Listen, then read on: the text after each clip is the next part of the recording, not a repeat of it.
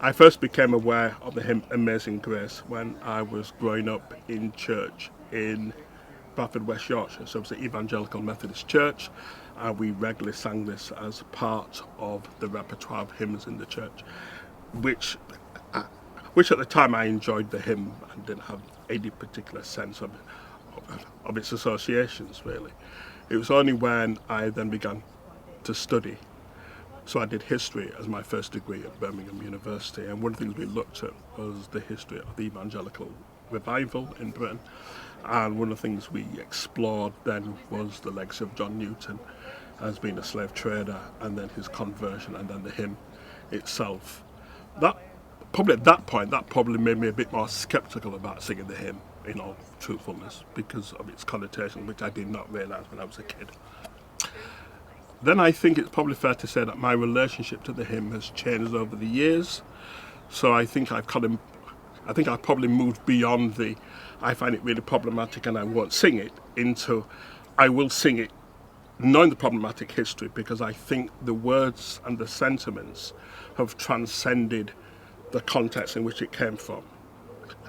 And so I think much of what our first speaker said to this, to Professor Hindmarsh said, I think I agree with virtually everything he said, that it's now become deeply etched in the consciousness of so many people that in many regards the fundamental truth of what Newton says theologically has far transcended the problematic nature of the context in which he wrote it that then brought it into being. Thank you. Yeah, you talk about this, how it's become deeply etched. Do you have an opinion of why it might have become so deeply etched, particularly in America or the African community? Yeah. I mean, I think some of it actually is probably not to do with Newton. I think some of it is to do with the tune. You know, I mean, like when he played like the alternative, maybe like the original version of it. I guess I, like what everyone else thought, and actually, I'm glad that he said it was, well, actually, if this had been the tune, I don't think it would have caught on, to be honest with you. So at one level, I don't think it's necessarily just the words themselves, although the words are very evocative, and there's something very liberating, which is what I'll be talking about in my lecture shortly. But there's something very liberating about the nature of grace that transcends and comes to us whether we deserve it or not. So there's something very, very powerful about that, and I think given the weight of history and how history often imposes itself upon us, and people, either individual or maybe collectively, sometimes carry guilt and carry the burdens of the past. There's something of this particular hymn and what it evokes that is about freedom and liberation. But I think for me, there's also something about the tune, and I'm no musicologist at all, so let me not even pretend that I can sort of get into any theories as to how it works. But I think there is something of a folk element there that just means that when you sing it, it kind of carries you along. And so I think it's one of those tunes that just lends itself to lots of people singing it collectively. You know, I mean, much like, although for very different reasons, something like Abide With Me has that similar kind of sort of collective. You sing it and people join in, and as they're joining in, and as the increase of voices then kind of take the tune and take the words away, there's something very transcendent. So one of the things I love about singing that, even though I'm not a great singer myself, is that when you're singing it with others, you do get carried along with it. So there's a kind of sense of a community singing about it, if you like. You know. Yeah.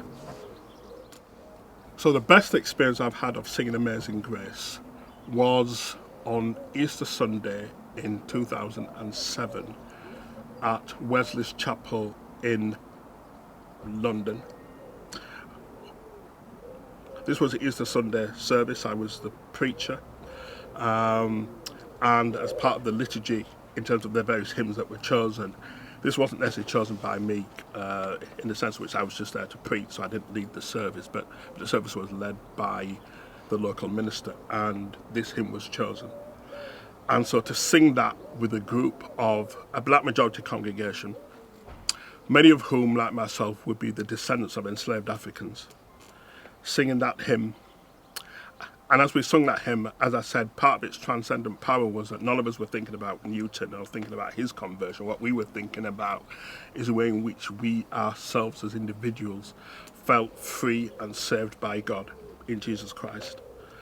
That then transcends all the limitations and all the social niceties around what it means to be black in Britain.